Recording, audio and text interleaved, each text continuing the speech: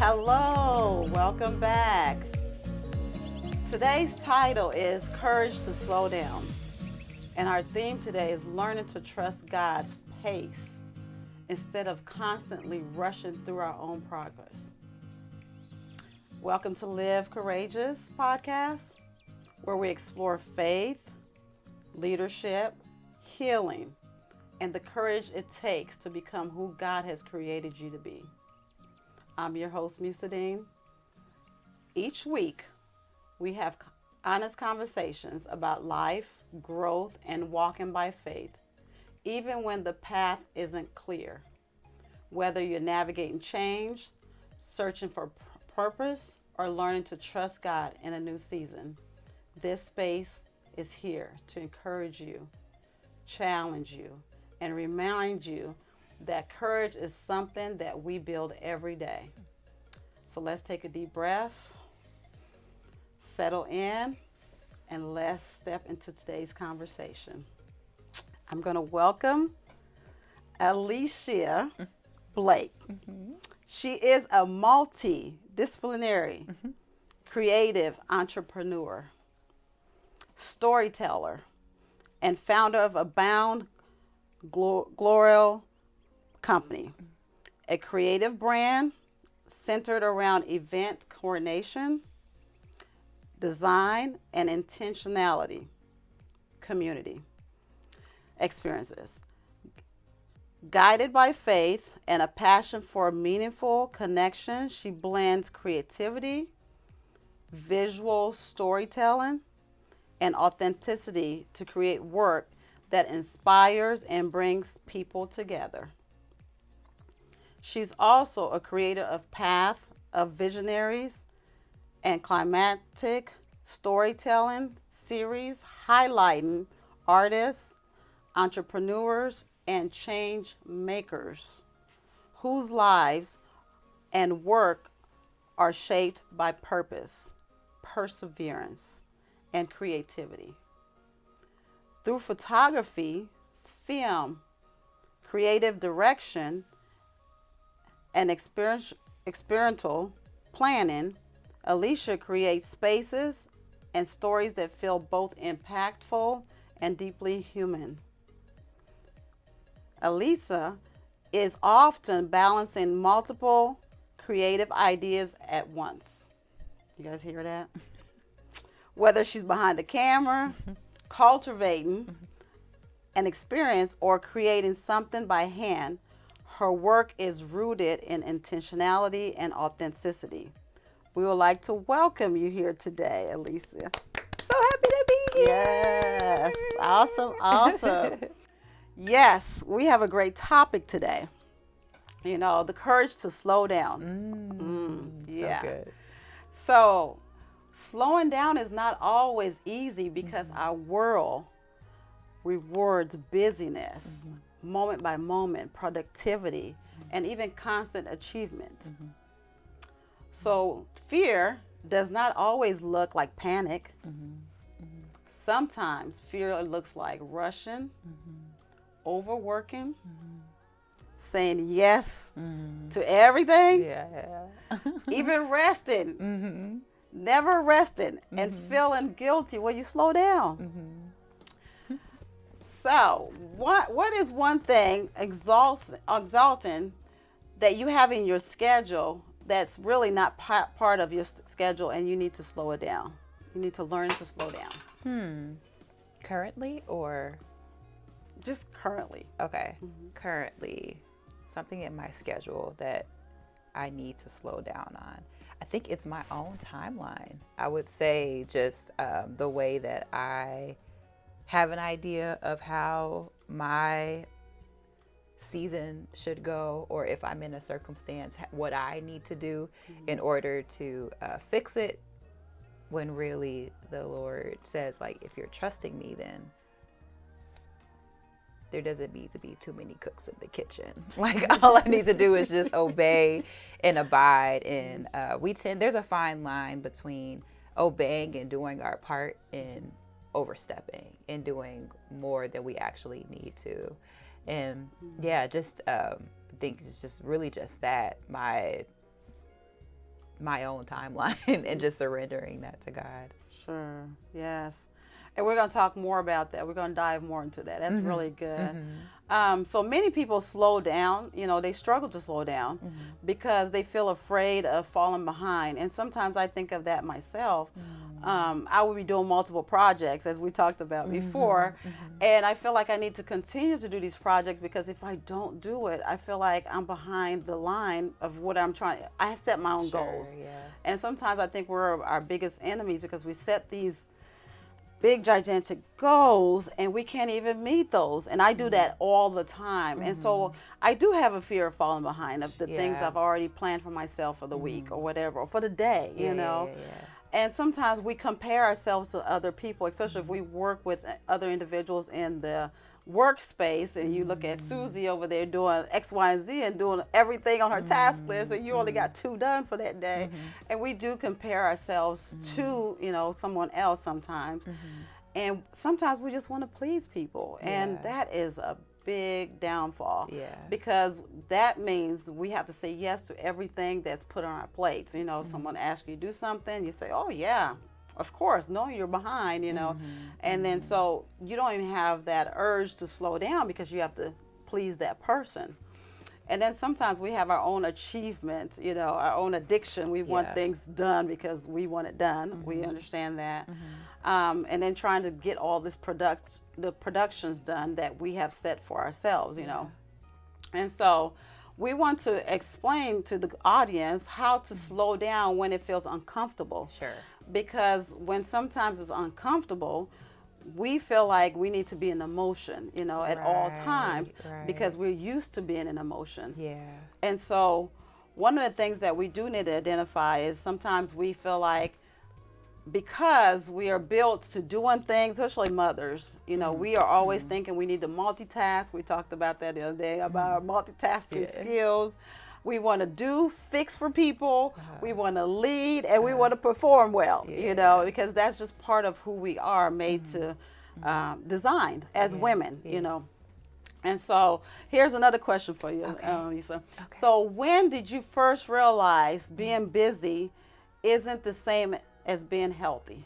Ooh, okay, that's such a good question. I was reading, it was 4 or 5 years ago, and I started a young adult cohort at my church, Salem Baptist Church of Chicago, and they were doing a pilot program for young adult discipleship. And it was me and 6 other young adults, that half of them that I knew already, and the other half who I've grown and knew and doing life with now. And we had, one of our readings was The Ruthless Elimination of Hurry by John Mark Comer. And in that book, he talks about challenging the system and how the system encourages rushing, how the system encourages busyness, and just like not even the system, but we've become so, we've conformed so much to it that it's just ingrained in us to be busy and to rush and all of these things. So he talks about the spiritual disciplines that the Lord calls us to live by, which were 5 of them. It was solitude, stillness, slowness, simplicity, and Sabbath. And those 5 were broken down into 5 parts. And that's when I realized how unhealthy of a relationship that I had with honestly all of those at the time. And when I finished reading that book, the Lord convicted me, and it was just like this wake up call. My eyes are just open. Like I've always known, it's like one of those things where you feel like you have such a countercultural mindset on things, but things just start to make sense as to why. And just understanding, like deep down, I knew that our bodies weren't meant for that, but that book helped me put more language to it, and just understanding that the Lord called us, as the Lord calls us to live higher, it also means operating in a higher way that the world operates, but sometimes that looks more lowly, and that looks like slowing down, that looks like being still, that looks like spending more time alone, that looks like Sabbath, in just a beautiful way that he put in the book that I wish I knew it word by word verbatim.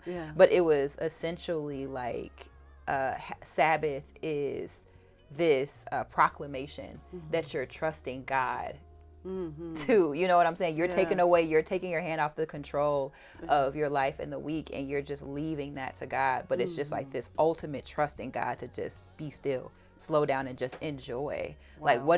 what does the discipline of enjoyment even look like in our life when it comes to stillness and slowness? Because we even think that slowing down, being still, solitude means we're just in four walls, just like head in the Bible, and there's nothing wrong with that. Yeah. But it's not only that. Like, the Lord calls us to enjoy. The Lord calls us that enjoyment is family, enjoyment is community. Like, rest is all of these things. But what does it Yes. mean to sit all of that down and enjoy all of that? But in order to sit with it, you have to realize that your relationship with all of these other factors are so unhealthy.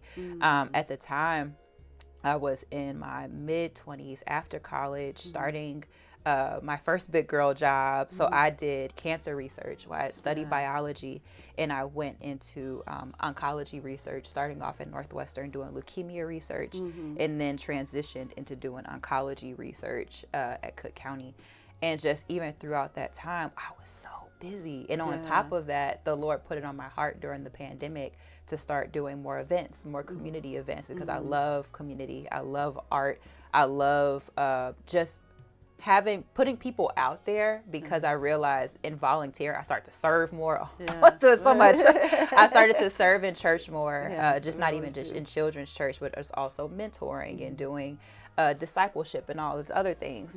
And as I'm doing all of these things that I know the Lord called me to, it was just like a lot. And I was just, although the Lord used that to build like my discipline and build my routine, it got to the point where I realized how unhealthy my relationship with it got, because there were things within my own heart that were very unsettled, and that I wasn't letting God work through, because in my own pride, I started to put my worth in my work. I started to put my worth in the things that I can do in ministry and all the things. I didn't know how to exist. So after reading the book, the Lord convicted me, and it was just like this moment that he was just saying, like, I'm going to put a lot of transition and a lot of change in your life. And we think like, oh, finally, it's going to be like this big aha moment. But that's when things started to shake a lot, and it just started to look different. Each year, each season looked different. And that meant applying one of the 5 disciplines. And I've learned. We're going to talk about the seasons too. So that's good. Yeah. So it's just like in each season and each year, I had to apply each of the disciplines that I read about.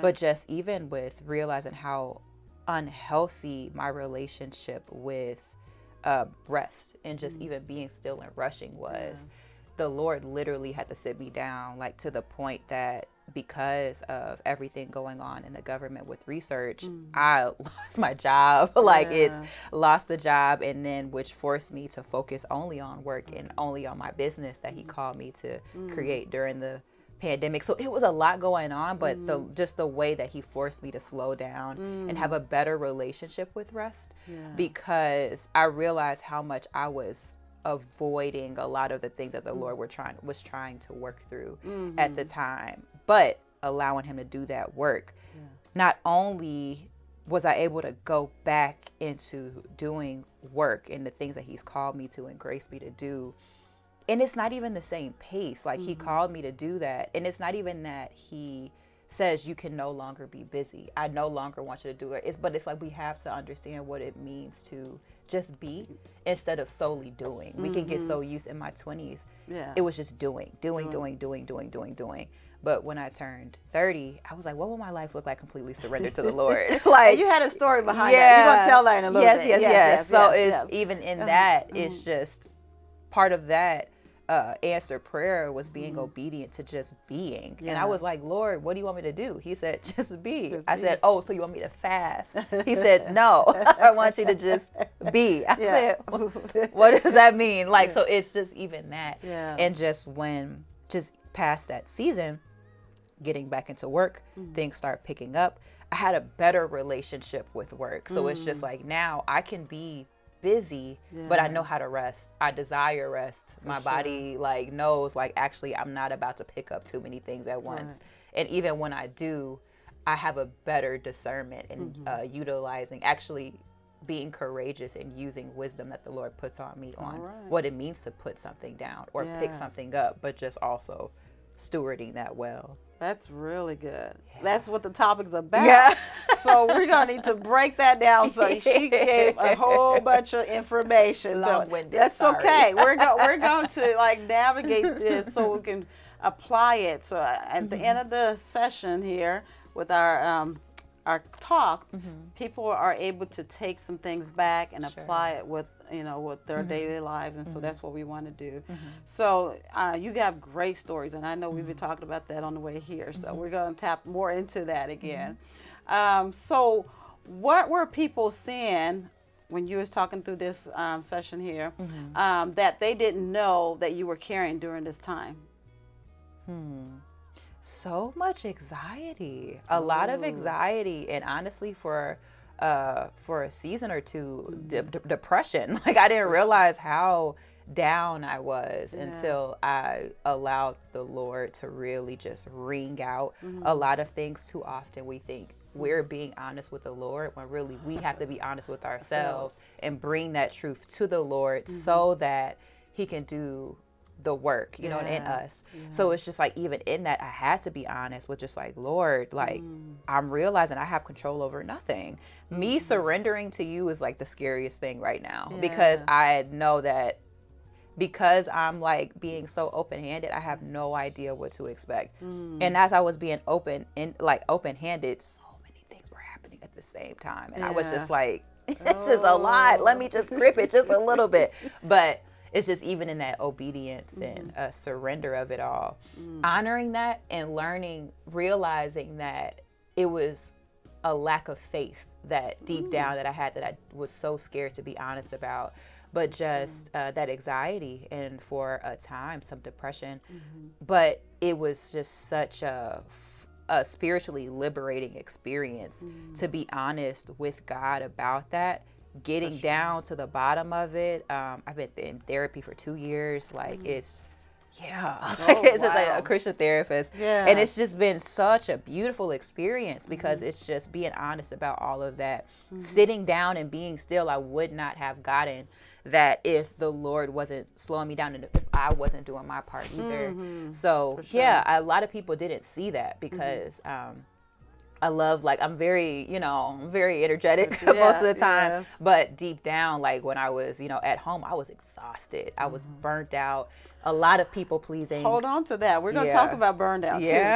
Because this is good, because everything is tying back into how people feel, and you're going through the whole list of things that you went through, and that is going to shine some light on, for individuals to see there is burnout with the business. So we hold on to that story. Okay. I'll wait.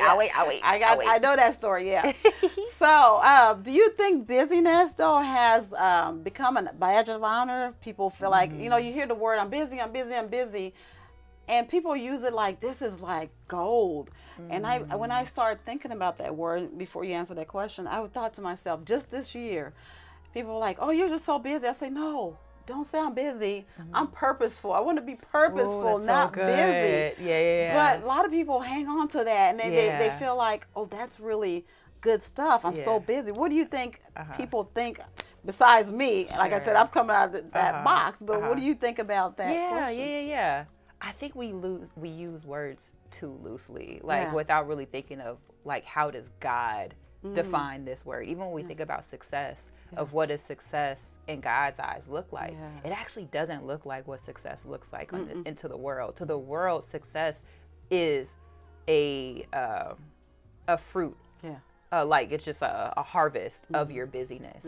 When really success is just that obedience, that surrender, that, like, just really walking with the Lord, honoring all these things, loving people well. So many things that seem so, like, it seems so taboo, but really success is how are we partnering with God, like in kingdom work, you know? And just even in that, sometimes that looks so different than what busyness and what the world looks like. I think the Lord does call us to do purposeful work that's so good. And that's the thing, like, busyness could be purposeful, or it could just be something that in your pride makes you feel good, or it makes you look good. There's a lot of people who are successful. They have great businesses. They have all of these accomplishments, all of these achievements, all of these accolades. and yet they're struggling and constantly seeking and constantly searching, because the world just glamorizes putting our worth in what we can do. Yes. Not knowing who we are, but who we are is defined based off of what we're doing. That's for and sure. because of that, we are constantly trying to prove a point to ourselves, to other people, to our parents, to like whatever the case may be. Yes. Even to God. Like even when we're in ministry, we feel like we have to earn God's Do love more. when really like if God even in scripture says like there's nothing that you could do to deserve or earn his love, Yeah. what makes us think that we can do that with the world when it comes to even success or For work, sure. you know? So it's Yeah. such an unhealthy definition that we have in the world when it comes to busyness. And Yes. I think the Lord wants us to be busy. He wants us Yes. to be busy in the kingdom and all of Yes, these things. and Like, yes, but I think that even that busyness isn't as exhausting as the world. Yes. Yes, That's it's so not true. easy. It's not Yeah. easy, but I think that even we have to pick our hard. Yes. And when it's the hard that we are conforming in the world and operating in that level of busyness versus the level of busyness that we are operating in partnership with God in the kingdom, it's not because the not Lord the is with same. us and the Holy Spirit is in us. Yeah. It just feels so much different Yeah. than the weight Yeah. that we carry Right. on the opposite end. Because it feels like a burden on the Yeah, opposite end versus yeah. it feels like a joy to do these things because we're in partnership with God. Sure. You know? And And- so yeah. that makes sense, you know. But until we sit down and learn these things, we as individuals don't know this, you know. And it took some realization even on my behalf and thinking, okay, even though I doing multiple businesses, you know, people know I'm an entrepreneur. But the thing is, it's not I'm picking up these different businesses to keep busy. So each one has a layer to why this is being established or why is this being established. But one of the things I can think of in 2020, there was a little pivot in my operation business with a business partner of mine. And at that time, it was stress. You said stress and anxiety, thinking, oh my goodness, I have to do all of this by myself now and not sharing the workload. And that was during COVID time. So it was crazy during COVID time because you're short staffed, you know, as that goes. And running a whole facility, you have humans' lives. You have to try to navigate. Someone has to be there. And so at that time, it was so overweighted on me. And, you know, I didn't know it was like that until literally COVID snuck up on me. It was bizarre, you know, how that all happened. It's just like, and I get COVID one day and you got it. But because God has really blessed me to have great health, I say, that time it was just a life changer. I tell people I got COVID that time period so I can rest. This is the strangest thing. We were short staffed. People need to come to work. And I got COVID. I could not go to work. And even though I was at home and it was supposed to be resting, they said that's the best thing when you have COVID is to rest, right? Oh yeah, right. My phone was ringing off the hook, you know, staff member calling, this is happening. I said, do you know I have COVID? I'm supposed to be rested. It was really the strangest thing. Sick. I tell people the reason why I got COVID, I would tell people all day long, and it's because God wanted me to rest at that time. And I saw it. It was very clear. I had all the signs and the symptoms and everything, but because, you know, he's allowed me, you know, I don't get the flu and thank God, you know, all of that. It was just so strange how that time period shut down 14 days to sit still, you know, try to sit still anyway. Right. So it was a great experience to just know this is a time period you just have to shut the world down. And it was just bizarre. But I think of that moment of slowing down and, you know, my early 20s, 30s, 40s, even probably up to last year, I think I was at a fast pace, even though people may think I'm still fast paced, but I've slowed down quite a bit. I'm still fast paced, but not to the extent to where I was at one time in my lifetime.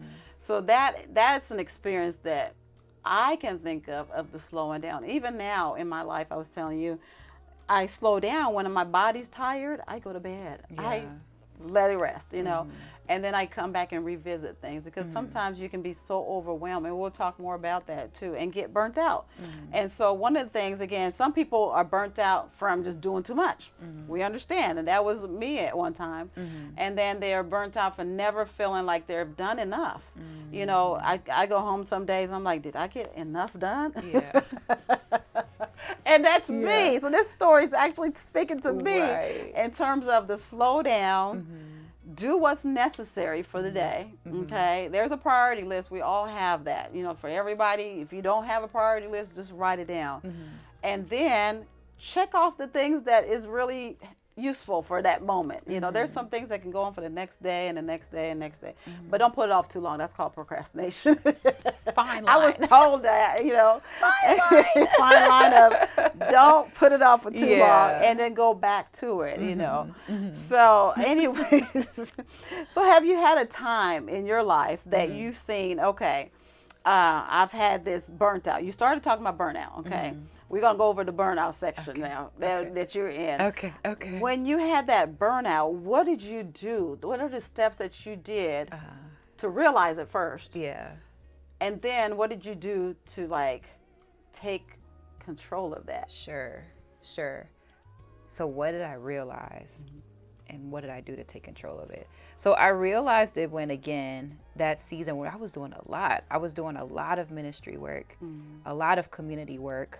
I started doing more business, creative ideas on top of full-time work and community. Just love being in community. So just like always, calendar always full with some type of activities and things of that nature. Yeah, at family. So, but just even with the ministry part of things, a lot of my personal life was happening. And while I was doing all the things, I realized I was operating on autopilot. And because my schedule was so busy operating on autopilot, I realized I was getting like very spiritually burnt out. Like I wasn't even getting fed. I was in the church, but I wasn't even like feeding myself for real. Like I wasn't getting fed. And just being mindful of just like the burnout wasn't even just from like full-time work. It was on just a culmination of just all of these things, including serving. And when the Lord prompted me to slow down, it was just like a few things that he told me to, like, after spending so many years doing, just taking me a step back because it was the right time. Like my mentee graduating and going off to college, and instead of picking up another mentee, like being with her and all the things. And yeah, just at the time I realized how spiritually burnt out I was. I was like, man, God, do you even care? Because I feel like I'm doing all of this work for you and I'm being obedient, but I feel like I'm messing up. Like I feel like I'm not getting it right. I was just burnt out. But when taking a chance to like slow down so that my spirit can catch up with my body, I realized how physically burnt out I was. And just even in that physical burnt out, I wasn't enjoying anything. Like all of these things, all of these spaces were full of opportunities for joy, but I just did not have it. And I was just realizing the difference. One, I learned from my cousin Solomon, the difference between joy and happiness, of how happiness is circumstantial, but joy is eternal. Like that transcends from the Lord and all of the things. And really like, okay, well, if joy is a fruit of the Spirit and joy comes from the Lord, why am I not having it like from these things? And just in that burnout of, okay, let me just really digest this. And this was not an overnight thing. This took me time, for sure. seasons, plural, to really understand that the way that we define ourselves by what we're doing, our work and all of the things, when we lose joy in that, really we have to ask ourselves, why am I doing this? For who? Because if it's for people or myself, I'm going to get tired and burnt out. But if it's for the Lord, surely he's going to give me grace and give me what I need in order to continue to like sustain and like steward this well. But like, why am I not having it? So I was just like, how am I in my own way? So that's when, therapy came in, but just also a lot of course correcting in my own spiritual journey and just like what that looks like. And me being honest with my community. And for a long time, I think that when you are the strong friend, I don't know why we normalize that, but when you deem yourself strong and when you're trying to be strong for others, and when you really care a lot for people and do a lot for people, it's hard for you to show up authentically because you feel like you always have to put on a face. And I could not put on a face anymore because at this point of my life, like the next point of my life, it was hard. I was in the fire. And though the Lord says, though you'll be in the fire, you won't be consumed, it felt like I was. I was just like, I'm hot. We had that conversation. I'm hot. But it's just like, it's one of those you things didn't get where, burnt. right, I didn't, but golly, that furnace was hot. Yeah. But I couldn't put on a face anymore. Yes. And then like, you know, it was like one by one, Kavita was like, what is going on? Like, what's wrong? So one of my best friends, she would just encourage me. She was like, you know, you don't have to act like you're okay all the time. Like, in order for us to know how to be there for you and help you, you have to be honest about what you're feeling and just like give us the space to choose how to show up for you. You know what I'm saying? Like, I think it's this fear of disappointment. Like, not even a fear, but when you... I don't know if it's a older child thing, but I think when you put a lot of things in your hands, it's just like, oh, I can do what you do. You handle a lot of things. You just don't want that disappointment. It's just like, you just feel like you just prefer it the way that you do it. And, you know, like you just don't want to be a burden to other people or whatever the case may be. Or it could just be because people are used to you being that way, because I'm similar. Yeah. They're used to seeing you as the bubbly person, the joyful person. Yeah. You feel like if I bring this sad person, they can to be like, them, girl, like, what's wrong with you? But really, that's so good. Yes, because it's just like, if there's so many people in the Bible that had to do that, that was just that was just a really hard season. Job, when he lost everything. David, like he lamented, he grieved, he cried. Like Job, he went to his friends and his friends sat with him for the time they did before they, you know, but for sure. they sat with him still. But just even just what does it mean to allow people to be there for me? Like, what does it mean for me to really experience community and people the way that God designed us to? So just even in that burnout, taking control of it was me being okay with how much control I don't have, but just stewarding the controllables well. So if the controllables are, okay, this is my community, but what does it mean for me to steward them well, even though I don't got it in me to show up the way that I used to? It was never on me. So it was just like learning the beauty of community and what does it mean for your community to be there for you when you're down? What does it mean to let your family help you when you don't know how to help yourself? What does it mean to allow your body to rest when you can't do it anymore? What does it mean to allow ourselves? A lot of times we read in scripture of God's nature and God's character, God being a rock, God being a keeper, a provider, all these things. And we read it for other people and we hear other testimonies and we're like, oh, that's so nice. Amen. Amen. You don't but see when yourself it's in us, that picture. When it's us and we're in that position, like you have to allowing myself to understand what it means to be a daughter and for God to provide. That's what I feel like I had more control, was just controlling my attitude and my thoughts and just accessing the benefits of being a daughter. Because when we're so used to serving and so used to doing, we have this servant mindset. I realized for so long in my 20s, I was operating in this servant mindset, and whatever the Lord told me to do, I was just like, okay, even if I felt the way about it, even if I wasn't honest, I was just like, okay. But I was just like such a yes man to everybody else and being a yes man to the Lord, which is right. But the Lord cares about our heart. So it's just like, if in my being, I'm miserable, I'm feeling the weight of everything, the Lord is like, talk to me.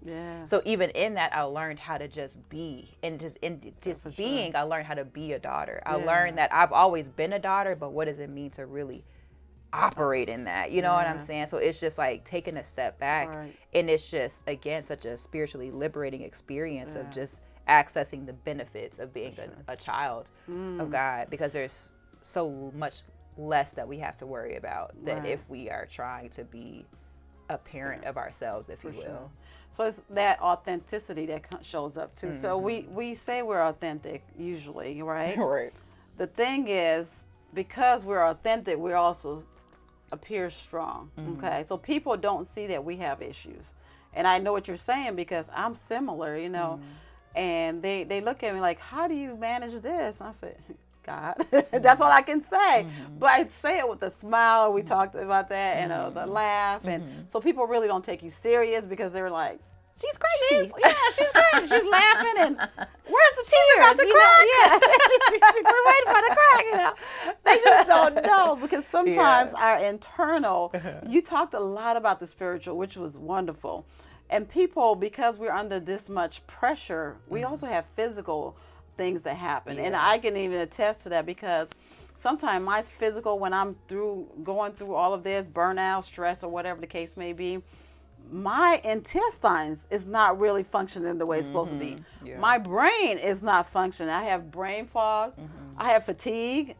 I just feel like, what's the use of doing anything, and it's internal, but we don't really see it at that sometimes. We just try to brush it off and say, oh, maybe we're just tired. We put a title to it, but we don't see what is the under root cause. Because of what? Because something is happening. And so even recently with the things I'm going through, with the transition and everything, my mindset is going, something is wrong internal. I'm eating, but nothing's happening, with the GI tract. Okay, something is happening. So I need to pinpoint what that looks like and what can I do about it? Because you can't just say it and not do anything. There's action that goes along with that. And so, my recent, as of last week, I started walking in the evening and started listening to the birds, sit outside for 10 minutes. And close your eyes and just listen to all the sounds you hear around it. That's so peaceful, but it also grounds you. And then it takes away some of that stress too. Because again, life is stressful. Life is lifey. But God gives us the grace through all of that. But we also have to do our part to navigate these things. He's going to give us wisdom. We just have to apply it.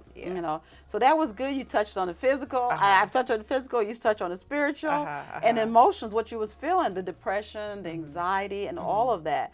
And then sometimes we lose friends sometimes in this process. Did you have a time in this process that you lost a friend or so?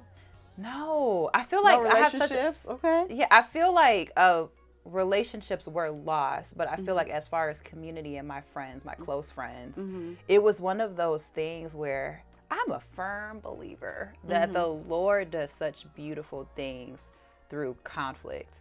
And especially when it comes to a godly union and like godly community and friendships. But the way that he just grows us, I just feel like the beauty of growth that you see. The most solid people, the most solid pairs, the most solid communities, we think like it's like this the idea of friendship community relationships. We're just like, oh, it's like honky dory all the time. It's not. No. They went through something and the Lord like was so good in redeeming and restoring all of that. But I think that just in that time, just even when everything was hard, it taught me the beauty of what it means to experience community and even relationship the way that the Lord called us to experience it. But we have to have like that open hand. I love that you said like the physical part of just even thinking of in scripture, we read how when Solomon is building the temple, but how can we also see how intentional the Lord is with the Ark of the Covenant in Numbers and Leviticus.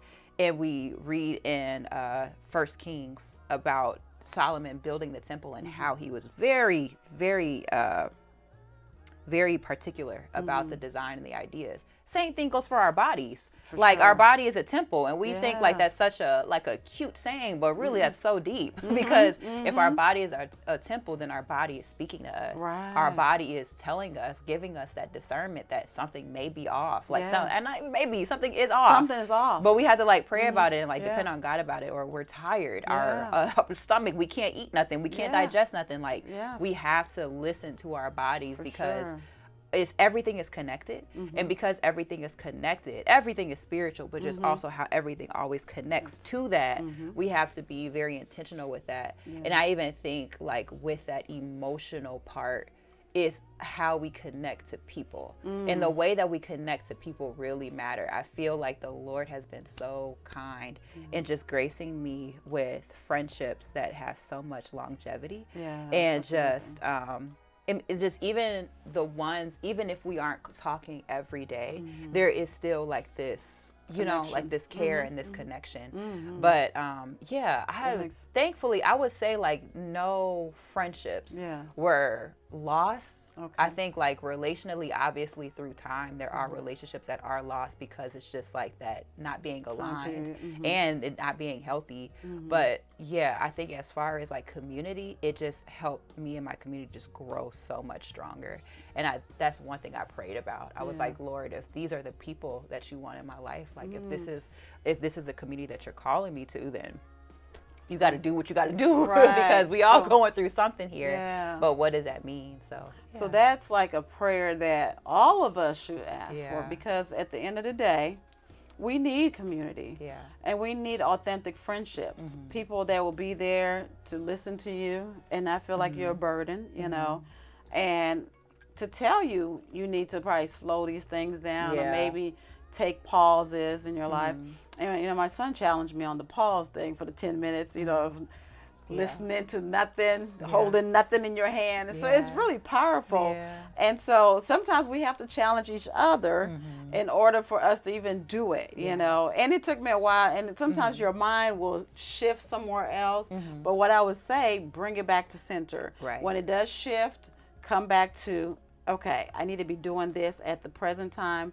I'm in the present moment doing this. I will think about the other things when I finish this task, you know. Yeah. And so this is good information that you're like giving out. So what did God do, you know, or show you in this season of your life, what you were doing during this time? I know God talked to you. You said a lot because you were in silence and all of that. What did he show you during this season? So in this season, I feel like, you know, when you're in the fire for so long that you're so used to the heat and cool air feels like, what is this?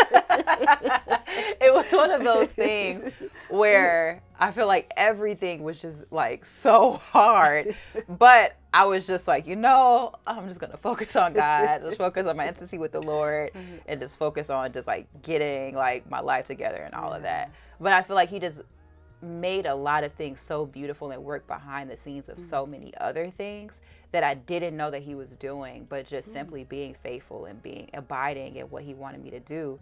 It was later on that made me realize like, like this is why you wanted me to focus on this. This is why you needed me to be still and slow down. This is why you had to cut this off and cut that off. And this had to hurt for this amount of time, but also because that brought me even closer to the Lord. It's just like, I think when we become so, not even like overly zealous, but there is like this genuine like love for Christ, like this genuine love for the Lord, and which brings a love and appreciation for ourselves and our self-worth, which then is a reflection of how we operate with people. I love people. I love people. I love all of the things.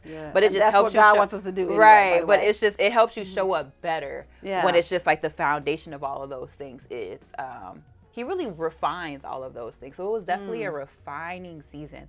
And just even through the refinement, through the fire, through the refinement, there is so much redemption and there's so much sovereignty and faithfulness that I've seen in this season. And he definitely talks to me through dreams. I'm a dreamer, but a lot of times I can't I remember my dreams like very detailed, verbatim. But as of lately in this season, part of me trusting the Lord, there was a part of a previous season where I feel like I couldn't trust myself.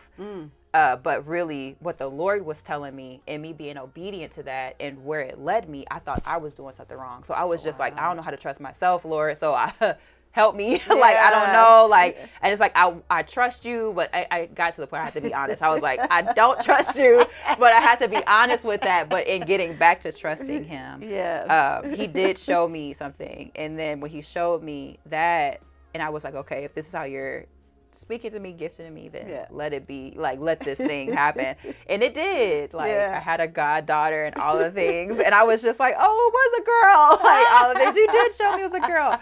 So, but just even in that, from there, I couldn't remember not one dream. Wow. But what happened was every time that I prayed about different events, different moments, and just really asking God what's going on, there would be a moment by moment thing where a moment will happen and then it just instantly I was like, I dreamt about this. Wow. So there's so many That's a moments where gift. the Lord would show me something, but in a dream, I couldn't remember it. But until the moment that it happens, I was like, the Lord showed me this in a dream. Wow. And yeah, so I just feel like, just to answer your question, Yeah. like I just feel like even in that, that's how he spoke to me, but it's also really refined the way that he does communicate with me. So Yes, that's powerful information. And then sometimes, in order for you to hear that information, I'm quite sure that slowing down is what really triggered that. Because sometimes we feel like, even Christians, I'm talking to the Christians, we feel like, we need to be doing things, but sometimes we don't hear the voice of God. And then they wonder, what's their relationship with God? Well, you're not taking the time also to pause. To see what God is doing in your life, to even reflect. A lot of us don't reflect. And that's one thing I would like to challenge the listeners. At the end of the day, reflect on what you've done, what God has brought you through just that day, and then see if he's telling you to do more things. Right. And if he's not telling you to do anything, sit down. And I was be okay there with this it. week. Yeah, I was there. A couple of weeks ago, I was so stressed out and just doing and thinking, why is this not happening? Lord, is something I did wrong? When you were saying that, it resonated. Did I do something wrong for this to all happen this way? I have second thoughts. I never once, asked God, okay, Lord, I don't trust you. I knew something's going on. I knew I can trust him because I've been through these things before. But it's just the waiting period. And I'm like, well, what am I supposed to be doing, Lord? Just sit here? Well, okay. I don't think I'm just sitting here. I still need to do some things like working, but not overthink it. So it's been an experience. So this is my season right now. The season, I'm not burnt out. Okay. I'm just trying to navigate what's the next step. Sure, yeah. And then every day looks different. Yeah. Comes up with new stuff. And so, but once we sit in our stuff, when we sit down, we get clarity, right? Yes. We get healing from whatever that past thing is, okay? We get peace and just being in God's presence, We get better relationships. When we like you said, you had great relationships. Better decision making because again, we have clarity and like my season right now, and I'm like, Lord, what is next? And every day he's giving me something to work towards. So I'm not just sitting and saying, slow down. I'm still working to whatever he says, go and do, So it's really enlightening to me, And then we hear our own heartbeat. Like you said, do you just want to be doing things, or is it something that you enjoy doing? Do you have the grace to do it and do it every day? And I feel like it's such a task and it's just work. All of these things that I would have to put on myself, And so we want to, again, it's uncomfortable. Silence is very uncomfortable. And sometimes that's where you have to be, just being uncomfortable. Yeah. But it does reveal things to you. And this busyness in our world, we just have to stop it. Yeah. I watched a video the other day and it was really interesting. The lady went for therapy. It was really interesting though. And she said all these things that she's doing and how she doesn't feel like she's doing the right thing and she felt anxious. The counselor looked at her and he said, stop it. So that's the thing today. We're going to stop the things just stop it. We're going to stop the things that does not matter in our lives. For sure. And then look to God to give you the answers and see what's your next step, And but it was pretty funny, the video. But again, got another question for you, Alicia. Okay. What truth did you hear when life finally got quiet in this mist? What truth did I hear when life finally got quiet? That's such a good question. What truth did I hear? The truth that God really does care. Like, I think that in just silencing the noise of everything, taking a break from social media, it's just like killing the comparison and just taking a step back when so many things are happening. and you're trying your best to like be faithful to your assignments and be a good steward of everything and be a good friend and be a good insert hat here. Like, but it just feels like God doesn't care. At a point it felt like God didn't care. And I started to believe that. I was just like, I just feel like I had to be honest with myself and bring it to the Lord of how I was enjoying all of the work that I was doing, but to a point I started to be like resent God. And I was like, I feel like you're using me. Like we always say, use me, Lord. But I always felt like I was getting used up. I was tired. I was like, don't involve me. I'm good. This hurts. But it got to the point where I was just like, I was like on my face, on my knees and on my face. I was like, Lord, do you even care? Because it's just like, it's so much happening. And I just feel like it's just all like, these weapons are prospering. Yeah. It's like, you forgot the whole scripture. They are prospering. Like, oh my, where's the joy in the morning? It's been 2 years. I was so like, I had to be honest about that. Sure. But it was this lie that I was believing. One, because I was putting my worth in my work. I was trying to like earn people's love. I was just doing things with. It's interesting because we all have gifts. Like the Lord gives us gifts, right? But it's so interesting how the enemy uses that if we are not careful of how crafty he is. It's just like, so it's just like, if you do have a gift to serve, you have to be mindful of what it means to serve, like use this gift, steward this gift well the way that God designed and not the way the world can use this. And that I could be an instrument in like the world too with this gift.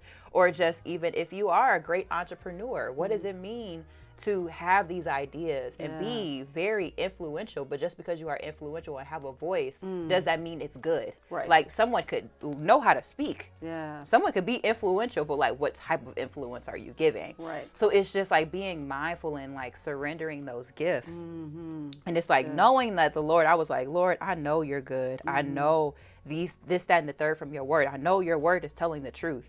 But why does it feel like with me, it's just like you're good to everybody but me? Wow. So it's just like, do you care? Like, so it's me being honest about how I felt about that, grieving all of the things, all of the rejection, the disappointment, everything that life, like that I really didn't sit with really. And I was trying to work my way through for sure, and like but when sitting down and being still, it was so uncomfortable. It was just gross. Like it just felt so gross because I just feel like in our flesh, because we are made of flesh and we are just in our nature sinful, it is just uncomfortable to let God do that ringing, sanctifying work.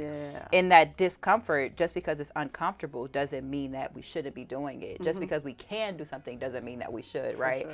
But it's the same with like the work that, the things that God uses to make us uncomfortable, sit and be still with these things to get us to the point of truth. And one of the truths that I learned is like, knowing that he's a good God, but just knowing that he really does care. Like there's prayers that I prayed years ago. There's some prayers that he put on my heart to pray. Very random. I'm like, Lord, why I pray for that? But okay. Leave it. And then months down the line, I'm like, wow. He really does care about all the details of just, and it made me realize how I wasn't doing anything wrong. Like it was, yes, we are human. Like we have to course correct. But the things that I really did think were my fault that I did wrong, the Lord used. Like regardless, if it was just regardless, he used that.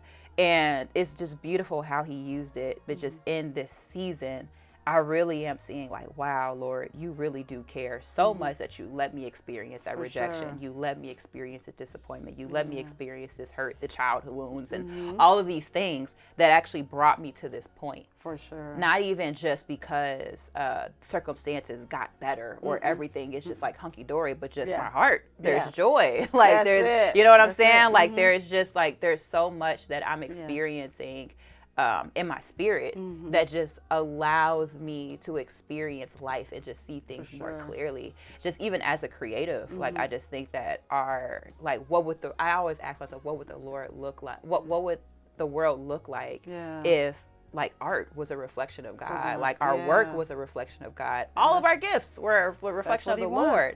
But just even in that, it's I learned in this season, like the Lord really does care, but we have to let time be time. That's like we have to let his time be his time, it's not and same. not our own. But just that truth that he really does care, and like I am a daughter. Like it's weird. It was like a very weird mindset shift. It is. From going from like a servant mindset to like a child of God mindset, and remembering who we are as daughters. There's like an authority and a courage that we have, like with this confidence of knowing who our Father is. Like even if you think of down here on earth, when we feel protected, when we know we're good, we're like, everything's I'm calling fine. my dad. Like everything's fine. Whatever. So it's just like that. It's a good analogy. Yeah, I like that. it's just like that confidence and just understanding like that truth that sometimes two things, the duality. Yeah.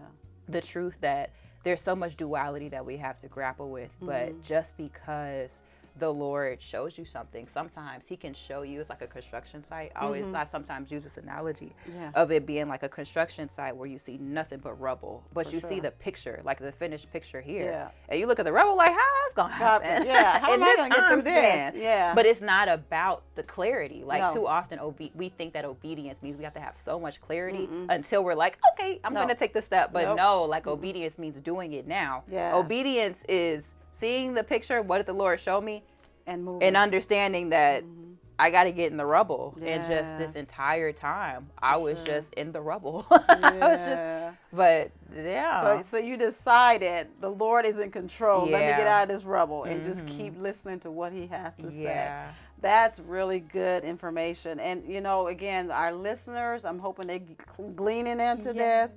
Especially, you know, if you feel like you're in that season right now. Not everybody's in the season, but it's going to come a time you will be in the season when you feel like, what is going on in my life? And I need to slow this thing down and seek the Lord for guidance and let him tell me what's my next step. And so for our listeners today, this is amazing. We want you to identify what you're going through currently.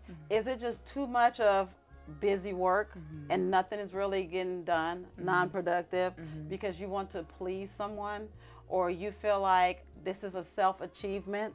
You know, we all do that because we feel like if we do 10 things on today, I feel you know, that I've accomplished some things in this day today, you know. So again, to just kind of wrap it up in summary, you've given them a lot of information, Alicia. So we want you to kind of give them a summarized step-by-step what to do first. If you're not a believer, we totally understand. But we know the God we serve and who's able to bring us through these challenging times, because we are in challenging times right now, even with our country, the governments, with nations, everything. And so we pray that you hold on to somebody's coattail, and prayerfully Jesus' coattail. But Alicia, you're gonna give them some practical things to do just this week, that we can move forward. They can move forward and see themselves coming out of the rubble, as you stated it, and we see this big picture of where you're gonna go, because you do have destiny. So a step by step. I would say the first step is being very honest with yourself about what in your heart. Where are you with things? How are you feeling? Like, really be honest. Like the ugly stuff that you try to run from. Just allow yourself time to be still and sit down and be very honest with that. And once you're honest with that and you feel that, you have to like lament it. But even to lament that, we have to ask ourselves, we have to pick our hard. We have to either pick the hard with God or without God. And without God, on the outside end, it looks like, you know, like, you know, I'll be cool. I can figure this out. For sure. But with God, it's also on the other side. It's not easy. Like a walk with Christ is not easy. And some people will be like, why would I want that? But the hard with God is such a different experience, because even if we realize up to this point that I'm being very honest about where I am in my heart, this is me operating without God. So either I continue to go this way, or I get some help. And I don't know what person I can go to help right now, but I do know even a person really couldn't help me with this. Like I need to go, right, right, or even yet, I don't know who can help me yet. But just praying, and just even if you don't believe, praying and being like, Lord, I'm gonna be honest, like this is why I don't believe you. This is why I don't trust you. This is where I am with you. But show me how real you are. Like, show me that you care, all of these things. And I promise you, the Lord is such a miraculous God. I have so many stories, even in my walk with Christ. This was before before I like gave my life back to Christ. I was always raised in church, but that personal relationship really developed after college, and towards the end of college, and then really dedicated myself after college. And even in that, it's just been so different leading up to this point. But really choosing, like, once allowing yourself to sit still, be very honest with where you are, and asking yourself, do I want to keep doing this by myself and keep going this route? Like, do I want to keep going out this route? And choosing, okay, who am I gonna, like, what am I gonna do? And then even after that, allowing yourself to be still, the disciplines of being still, slowing down, allowing yourself one day to rest. And we have to be even thinking about, we think that Sabbath is just this day where we're just all day. No. When really, yes, like you're incorporating Christ. But it's like even thinking of like, what do I delight in? What do I enjoy? What does it look like to take a day to do things that feel restful? And even if I'm moving my body, how does this bring me joy? How does this bring me rest? Honoring Christ with this, you know? So having one day, stillness, slowness, Sabbath, solitude. It can be very uncomfortable even in our stillness and slowing down, being alone in that. Asking ourselves, why is it so hard for me to be alone with these thoughts? And what is it that the Lord is trying to do with me one-on-one? And simplicity. We got to simplify a lot of things. You know, at first I was just like, I'm not materialistic. But when I read about the concept of simplicity, I was just like, oof, we could live more simpler lives. We do add a lot of things into our lifestyle that is taking away or contributing to our our tiredness, our business, and busyness, and that's not productive. That's not the good busyness, at least. And just with that, just giving yourself time to do that, and just realizing how much better you feel, like in your spirit, like how do you feel more rested and all the things. And constantly understanding that this is a discipline and it's a practice. It's not going to happen overnight. This took me seasons, years. So like, you know, and it's still an ongoing thing in different ways, because with each chapter, there's a different ball game, you know what I'm saying? So it's just like being mindful with that. And applying, sitting with yourself, being honest, going to God and giving God a chance, and sitting with those disciplines and letting time be time. But just really trusting God with that time. And just, you would be amazed at just like the difference that you see in yourself and all the things. And even asking yourself, if I were to be still and slow down, and do I feel like I'm missing out on something? Do I feel like I'm going to be losing anything? And even if you do, we have to challenge that. So even asking yourself, are there ways of the world that I'm conforming to versus, you know, am I actually living like in the conviction, in the way that the Lord wants us to live? Like, am I really living by that? Too often we say like, oh, the enemy is at work, but it's just like, this analogy is like, I think of just like a swing, like a child in a swing. You have to push a kid, and it's like, you know, they get higher and higher and kick their legs up. Yes, the enemy can be pushing the swing, can be pushing us on the swing, but after a while, it's us kicking our legs up. like it's us. So we're doing it ourselves. Right. We have to take accountability for where we blocking ourselves from experiencing life. And just even productivity. Like if you are burnt out and you're not experiencing joy, it's okay to be like, Lord, I'm not enjoying this. Like there's a lack of joy, and I need you to help me with that. And let it go. But we experience busyness much differently when it is for God, when we are doing work for the Lord and the Lord's kingdom, and just community and so many other things too, and just like what does it mean to steward our positions well in family and at work, and so many as an entrepreneur, so many other things, that so many hats that everyone wears that's watching, and you yourself as well. So yeah, for sure, that's good stuff. You have summed it all up. I pray that someone got something out of this lesson today. Yes. And, you know, if you have been missing some of the podcast episode, you can check us out at YouTube. We also have a Facebook page, by the way. And also we have an Instagram and a TikTok now. So you can check out our episodes there. And we're on Spotify too. Oh, so you're everywhere. we are everywhere. So if you miss, you can always catch us on any of those platforms. Yeah. And we really appreciate you being here I'm today. so This happy has to been be here. This has been exciting, you know. Oh, yes. And this is a season I'm in, so Okay. it's kind of blessed my soul I too, love that. Praise Alicia. God. So we are so thankful for you today. And again, for our listeners, tune in for next week's episode. And we are Live Courageous, and we are walking by faith. Thank you. So thank you for